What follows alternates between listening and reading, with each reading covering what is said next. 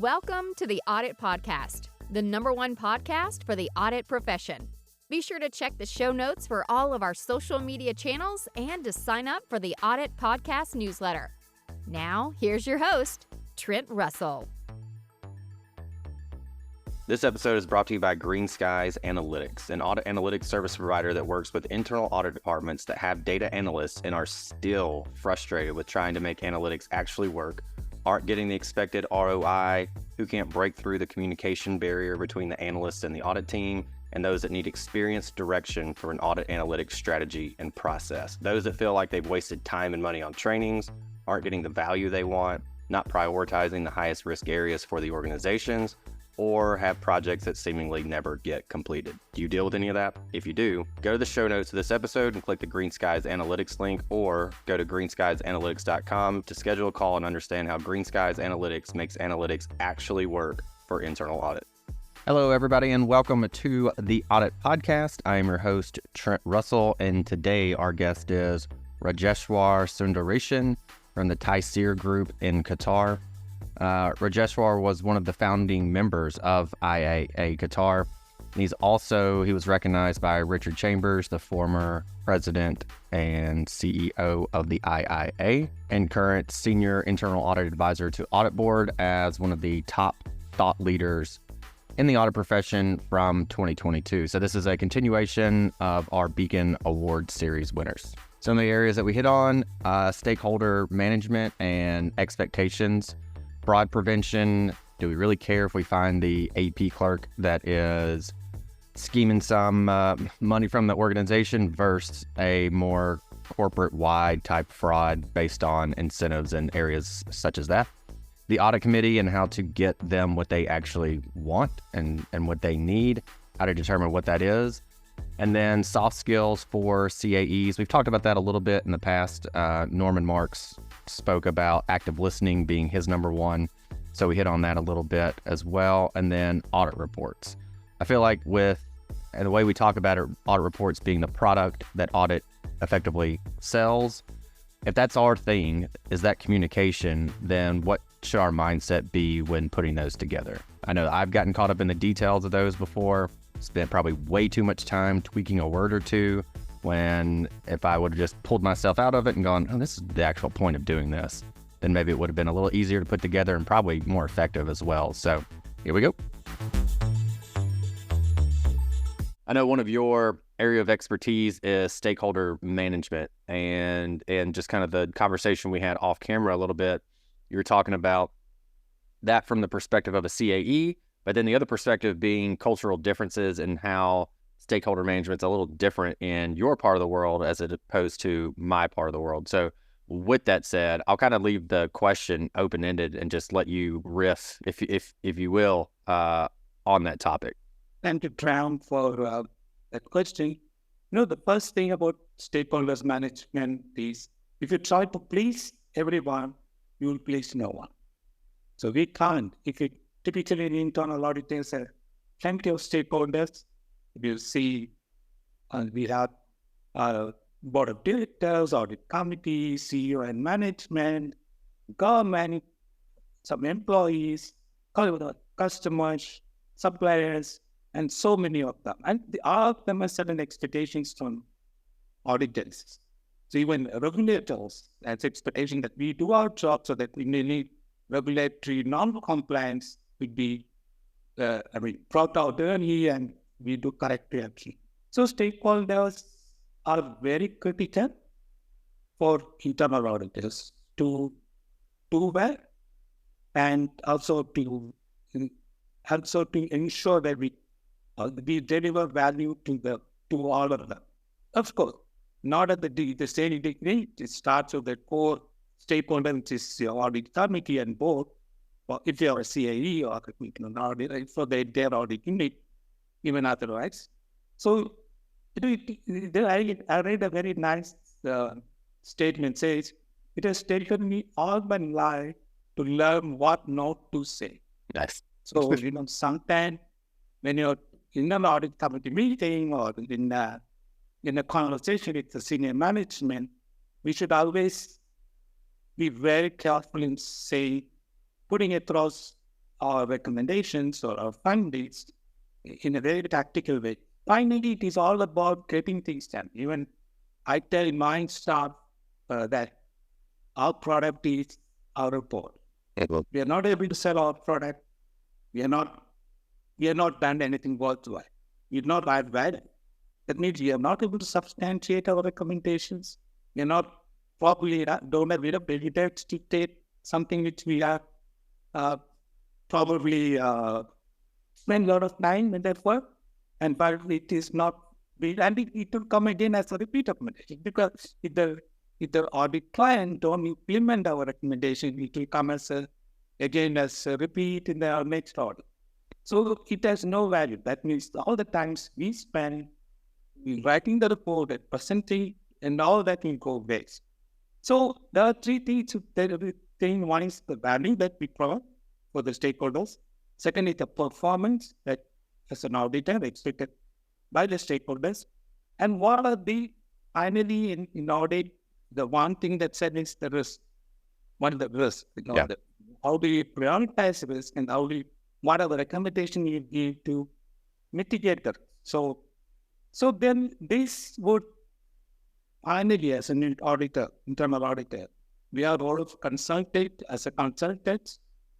To some extent, we have to consult, give the consulting, sort of take every auditor as a consulting assignment to bring that value.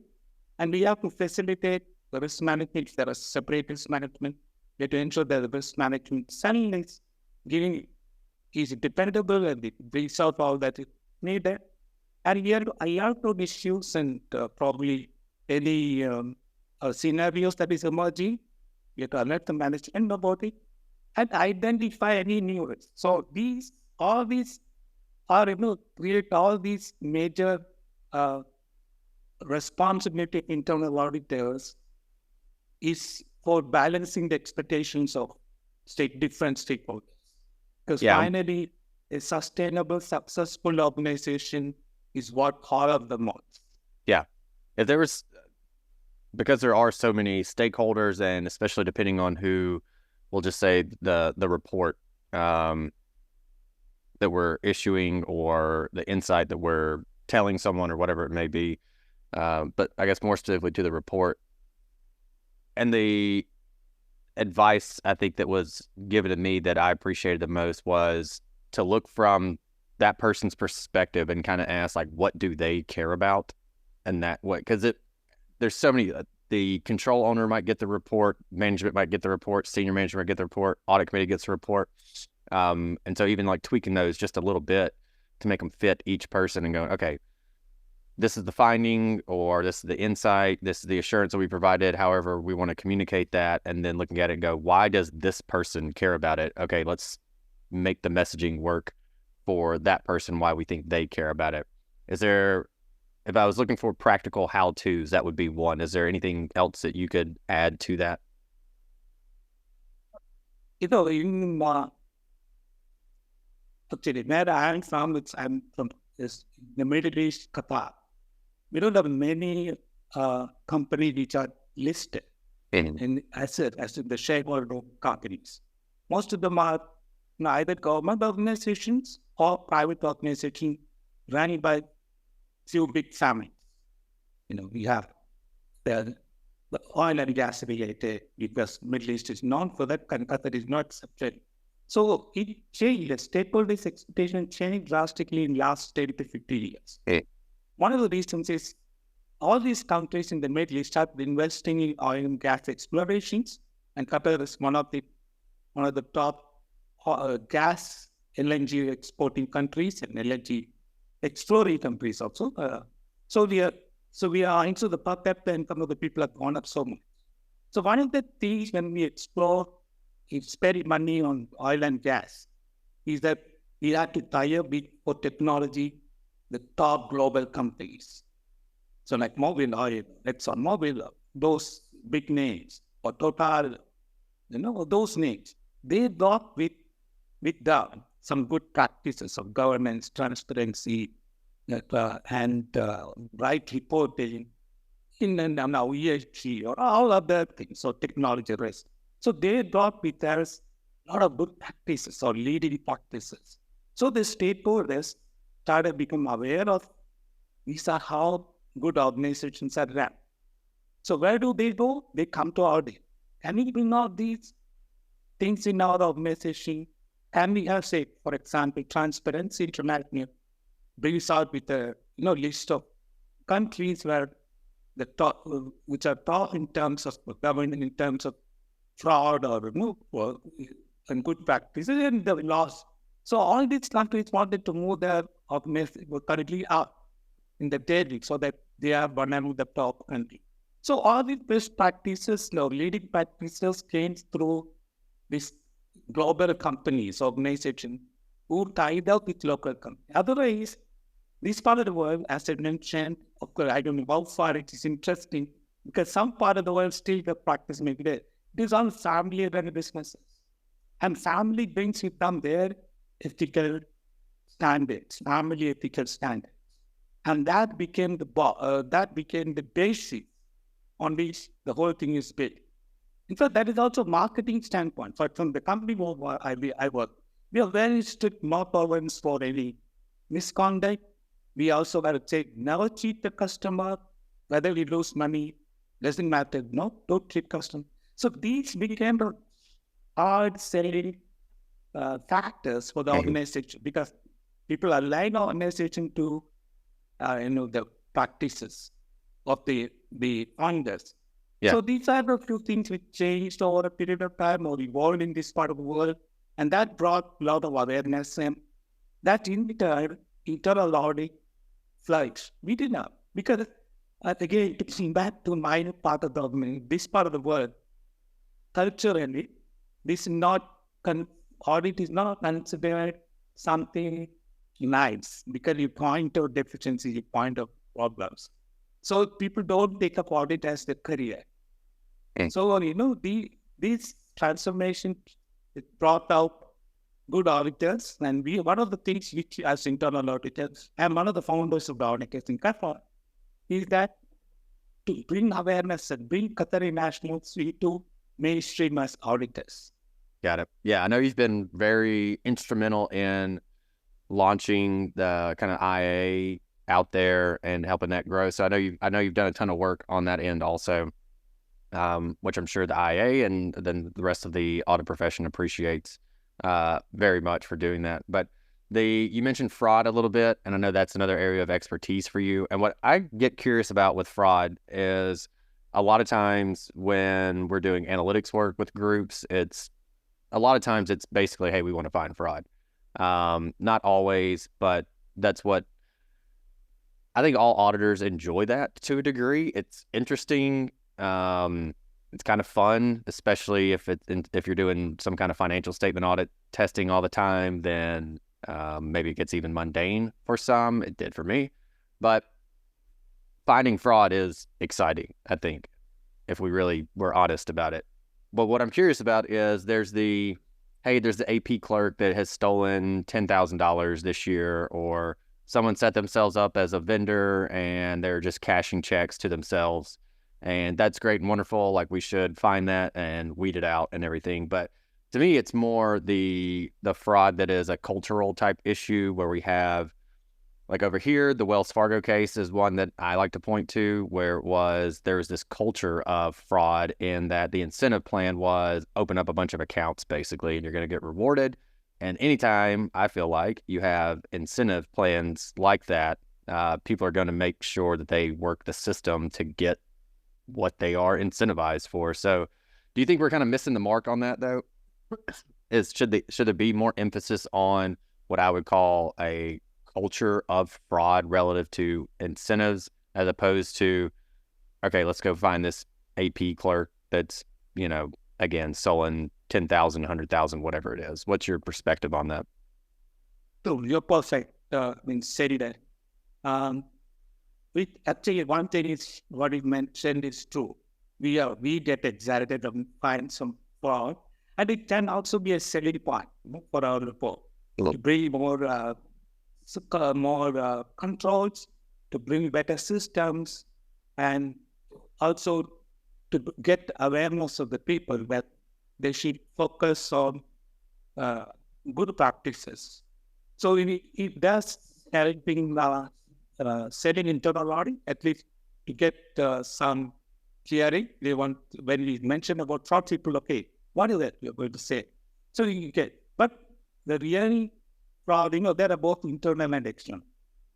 Internal fraud mainly like corruption, where we get bribery or some extortion or conflict of interest, this sort of thing you create your own companies and businesses. So these are internal. Then asset misappropriation, people can take it and don't pay for it, stuff like that. And even non-financial reporting, they can also be fraud because some people are driven by incentives. Particularly the top people, they driven by incentive, get paid for based on the profitability. So they can distort some of the things and bring out. That's where real revenue leakage or you do real injustice to the company compared to the, of course, now external frauds also become very critical, like something like cybersecurity and loan. We get a lot of problems with credit, financial credit, and sometimes credit card, insurance fraud, depending on the vertical in which the company operates. So it's external frauds also. It's to be watched, and particularly cyber and other phishing attacks and stuff like that. Vendor frauds, a lot of vendor frauds come up through phishing and other attacks. Right. So internal frauds, we need to have strong systems and controls. So this is where something like a fraud risk assessment we should be doing, and we should be very we should have the courage to report what we find. So if we don't stand for something, we fall for everything. Yeah. So we should be willing to stand up and say based on facts, not fiction. So it should be based on fact, substantiated with appropriate evidence, and not just hearsay or discussion. So I have also, as an auditor, opportunity. Not, I don't call it opportunity. I had to present at least 12 fraud cases to the senior criminal court for financial crimes in the state of Qatar for my company. I was the chief prosecuting witness. But many of those are not except one or two are high people involved at a very high level. But since company has taken a stand not tolerate, we had to find a place, punish the people who have done this fraud, so that others won't do it. Because people start with small things and try to do bigger things. So in my experience, we found that it's the fraud in this part, again, coming back to my region, because the expatriate workforce. Something like 80% of the workforce are expatriates, not nationals. So nationals are very small in numbers. So the expatriate workforce coming from different backgrounds, coming with different culture. Yeah. And they bring with them sort of and they cannot get a citizenship here. So they try to make money because many of them won't even come with their family. So they come mainly to make money. I won't generalize it. There are a few sections of people from across the world, because I don't want to say it's from any part of the world, across the world, who comes with that sort of background and who try to make money and live, which creates more fraud opportunity. Yeah. Because again, when you call about culture, there are three things: the opportunity, then in the greed, and then rationalization. So rationalization is the culture part. Yeah. Why I should not be getting more money? Other person is getting money. Why I'm leading everything and coming to this part, the world, be so much work. So this rationalization is a cultural part. Of course, the greed is the bigger part. Even well-paid employees want to make more money faster than, they go through a process of earning. Process getting better paid and all. So as an auditor, one important lesson I learned is don't assume that we know. Learn. Mm. Because we have to keep our eyes and ears open. We have to have that creative thinking of identifying something abnormal and making still need to be skeptical, always skeptical. And yet, no, we say this part of we say that in God we trust, the rest we aren't. Yeah. So we have to be that skeptical to find out whether it is big or small, the abnormalities, and go deep into it to prove that. Of course, it goes through a risk. What is the impact? What is the probability? And what is the likelihood of probability? And what is the impact? To spend more time and resources for investigating. So we have to take culture, of course, is one factor, but culture, of course, always when you talk about culture, it's drawn at the top. How Thompson, how they bring down that role modeling when it comes to good practices. We always pull a quote from the show, and I always like when I can tell, like, yep, that's going to be the quote. So as soon as you said, don't assume you know, learn, and I wrote it down, yep, there's the quote. That's a good one. I like that. So I appreciate that quote. That's very nice. I'm always curious about the relationship that the chief audit executive has with the audit committee, with the board, etc. It's obviously a very critical one. And I feel like the best thing we could do is to give the audit committee what they want. I think some people struggle with knowing what that is, though. So for any given audit committee, and maybe it's a little different because culturally, like we've talked about already, but how do you know what they want and what to give them? Well, that's a nice question. I read somewhere, you never stop learning until you thought it. The day you stop learning, better retire. Yeah. That means you have to keep your eye and you have to be very astute to giving them what they want. And always they come up with something new. And most of the time, in my experience, or 20 years, the audit committee composition changes. People keep changing, and the new person brings some new perspectives, new ideas. So what they need, there is no perfect audit committee paper. That, that we can say that they cannot ask any more person and you are given the person, but we can always do better. So every meeting, and nowadays it's more frequent. Post-COVID, they found new dimension in thinking about, sustainability and new other better practices. Yeah. So there is something which always comes up as new, and we need to learn, or we have to look for expertise from outside. So when we present to audit committee, we should give something new to them, novel to them. That novelty makes it interesting. Well, they are not interested in really to say analytics or financial reporting. Okay, we need to give them something which make them think, relate with the business they have in hand, and probably make it universal enough to understand, specific enough to be interesting. So it should be universal enough for them to understand, because these people may not have ideas about many things. So it should be universal enough to be, and to be understandable or relatable, and that specific enough to be interesting. So we have to have a mix of both, and to give the audit committee what, according to you, is what they should be looking at it from the point of view of managing business. So organizational importance should be given to the organization's benefit, rather than you scoring a point as a good auditor. How are you giving something which they value and use it for the purpose of improving business? Or whether it is competition, or whether it is product, or whether it is people, what is that something novelty that you bring in the reporting?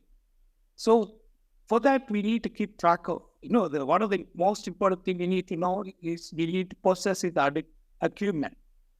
How business acumen, how business is run, how it turns something into a value or make profitable, what goes through the process of making, the transition between product to profit.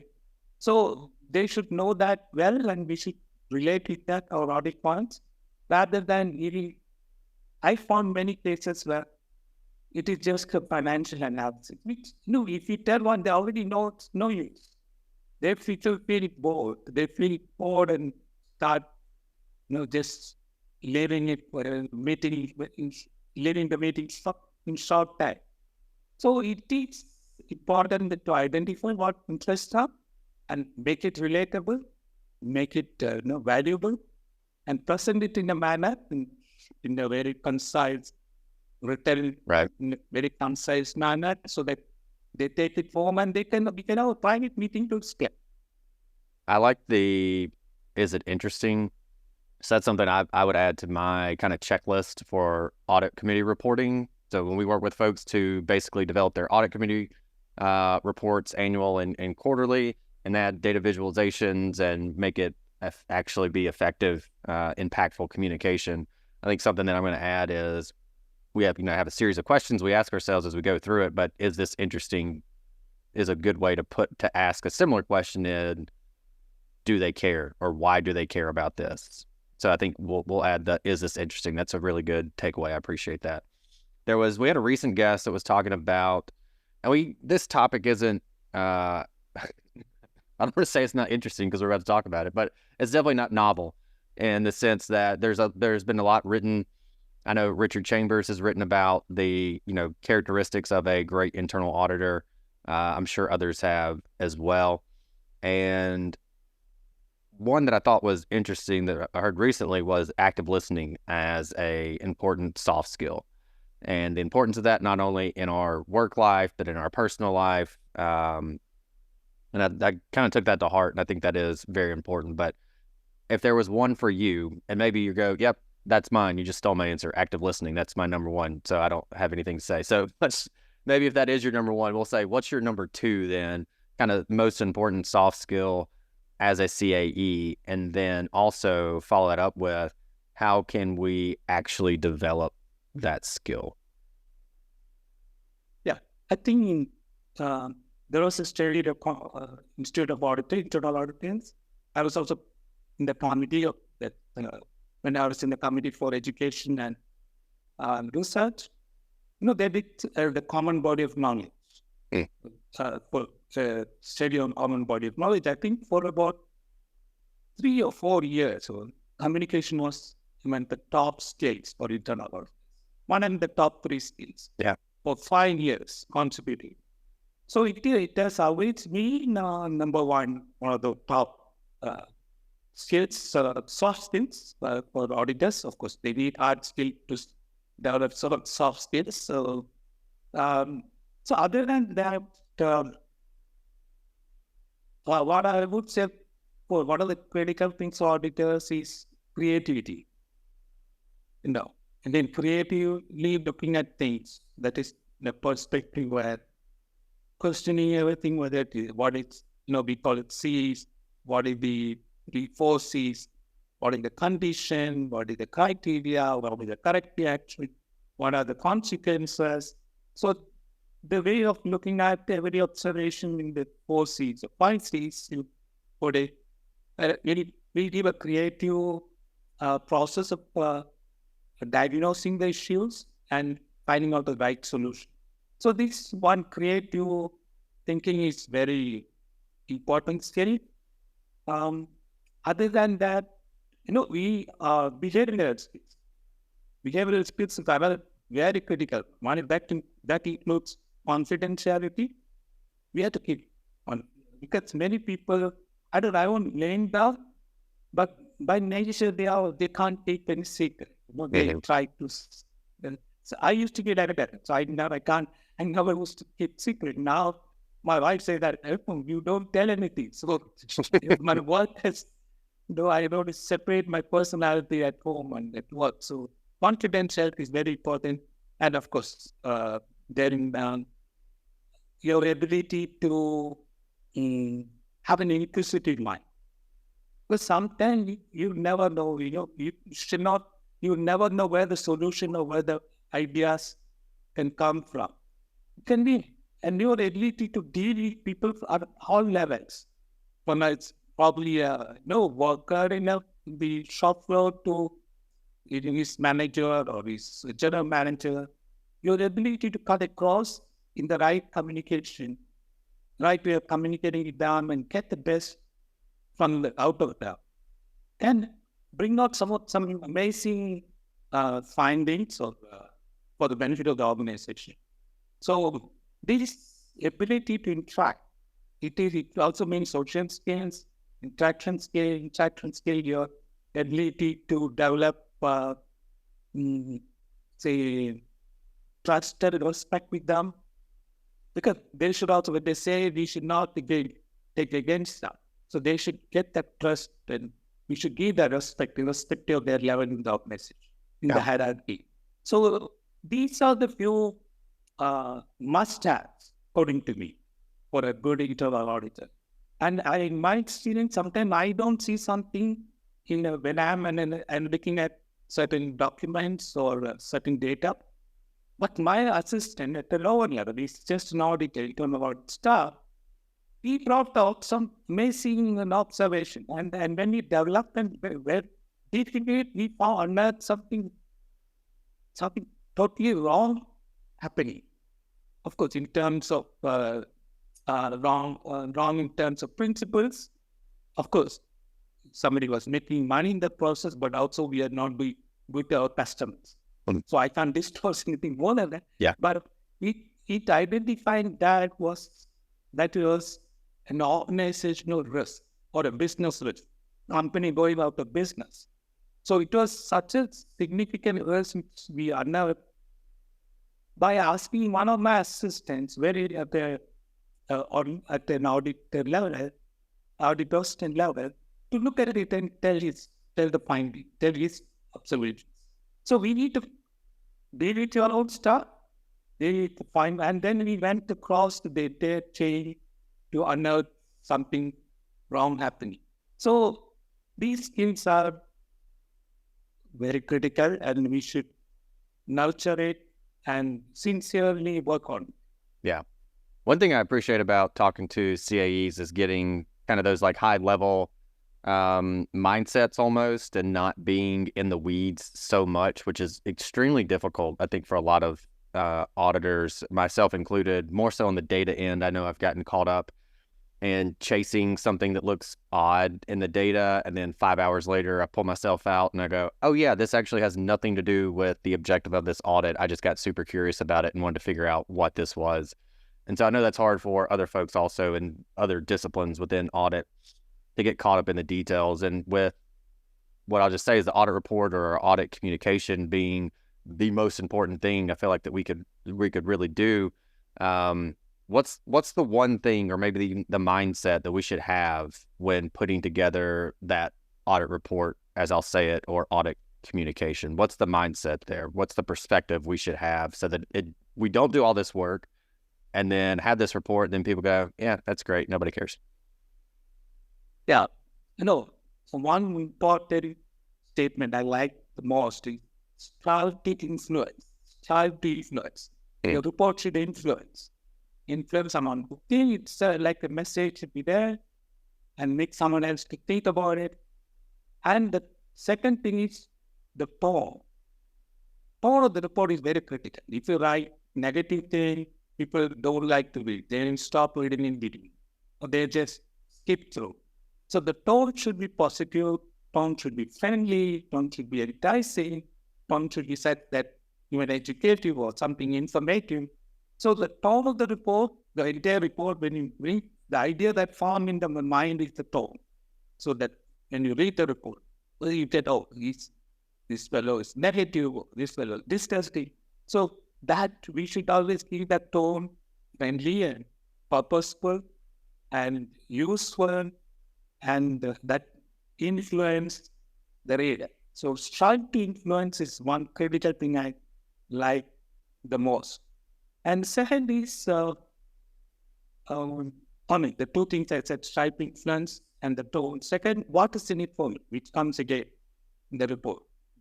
If the reader of the report should find find something which he can use it, he or she can use it for their business, what they are doing. Their whether the function, well, maybe something on procurement. The thing should be whatever recording should be. They should be able to bring out the change and improve the business or improve the whatever they are doing. So what is in it for me is very critical. And now we have gone away from just hindsight to insight to now we are going to foresight. So, like predictive modeling, whatever is you can use with the tools available, bring that new as something which probably they not looked at it the way we looked at it. They see the same thing, but they don't think the same way. So we have to find a way that makes them interested in knowing what could happen. So they bring that foresight or something like a predictiveness, something which is another thing which can help in reports, making it more valuable. And I mean, the last one is that emerging issues. What are the emerging issues, or emerging problems? Even early, warning or early opinion for that they're getting prepared. We don't put it, rank it as high, medium, low. Here it's something which they can, work on as whether it's true and how it can impact the business, something. So a good report can contain these 3-4 elements. Yeah, I like the emerging issues piece. I've seen that in a few audit committee decks. Doesn't have to be a ton there, but just, enough to go, hey, heads up, this is important. This is why we think it's important. This is why you should think it's important. And seeing those on there, I know audit committees and boards alike tend to appreciate those kind of what's on the radar, things to keep keep an eye on. I like you were talking about the friendly tone in the audit report. There was a team, they had 4 different audit groups. So let's just say there's a north, east, west. Actually, there's 5. North, east, west, south, and then there's like an IT audit group. And I was curious how different the tone of each group read, because it wasn't one person that was doing all the reports. Each group was a little different, and maybe even culturally or, where they're from in the world might impact or have an effect on how their tone was relative to someone else's. So anyway, we did a sentiment analysis of those reports, and I think we just did it on the cause. I'm trying to recall now, where we just took the causes from each one, labeled the team that it came from, and then ran it through a sentiment analysis. And for those who don't know, a sentiment analysis, basically it tells you, hey, this language, the wording of it sounds friendly, it sounds sad, it sounds joyful. It reads the words and then tries to apply an emotion to it. Every single one of them was negative. So, if like a high-level sentiment analysis is just like negative, positive, neutral, hardly any were positive. Almost all were negative. And that was my kind of hypothesis, because especially in those, we're saying this person did not do this. This person got this thing wrong, or, whatever. Obviously, the language is a little better than that. But it saw all those nots and didn't do and should have, and it went negative, negative, negative, negative, negative. So there wasn't a ton to really be able to be done easily to do that at the time. But I think with things like large language models, ChatGPT, if you can get away with it, one of my favorite use cases has been throw the audit report in there and tell it, hey, write this in a friendlier manner with a 7th grade reading level in an active voice, for example, and it makes it significantly better. So even if, I guess, some advice there, you probably don't want to put your audit reports into a ChatGPT necessarily, but you can tweak it to where you can throw it in there and get some feedback, or take a one that's publicly available and throw it in there and go, oh, okay, yeah, that does read better. I like that. So anyway, that's just a one-off story of when we did a sentiment analysis from various audit reports. But anyway, I'll stop talking now. With that said, I appreciate, again, your perspective. We talked about this a little bit off camera also. We've had folks from various parts of the world, and we haven't really talked culture differences and how that impacts internal audit, depending on what part of the world you're in. So really appreciate the insight there. I thought that was super interesting. With that said, though, is there anything else that you want to leave the audience with? Okay. From my experience, for all auditors, one of the things is don't give up. Sometimes I find we don't give enough time to ask. Suppose I get a new boss, an audit committee chair.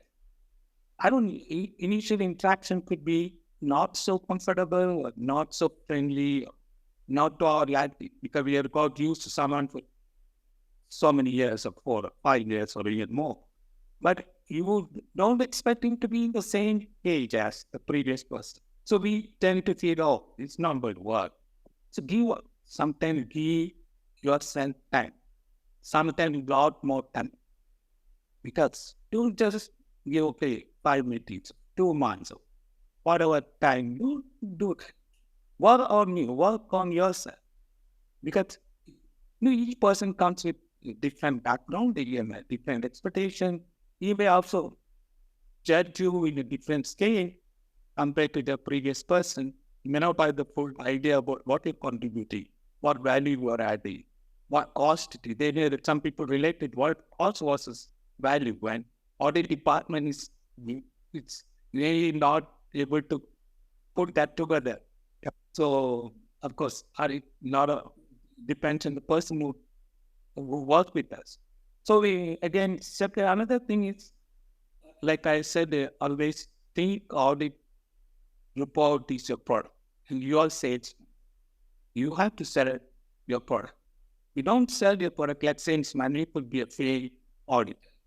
So bring that value in your product, and only you can do it. And you have to bring, if you're a CIE, you have to bring it to your last auditor, the junior most auditor. The thing should be the same. Not to just write few report, but add that value to the product, which is sale. And for that, you need competency, character including tone of the report, and your charisma that you bring out, the affiliation with people and relatability with people. And you carefully craft every word with creativity and correct content of. So that is the mantra for success. I'm in audit for 30 years. So my mantra for success is, bring that competency, bring that character, bring that charisma, and carefully craft with creativity and credible content. Hey everyone, thank you very much for listening to this episode of the Audit Podcast. Whatever platform you're listening on right now, I'm sure there's a subscribe button somewhere, so please hit the subscribe button there. If you're listening through iTunes or Spotify, feel free to go give us that 5-star rating. It only took me about 16 seconds to give myself a 5-star review, and it really helps to get future guests to come on the show, so we'd really appreciate that. Lastly, be sure to check out the show notes and follow us on all our social media channels on Instagram, on LinkedIn, and on TikTok.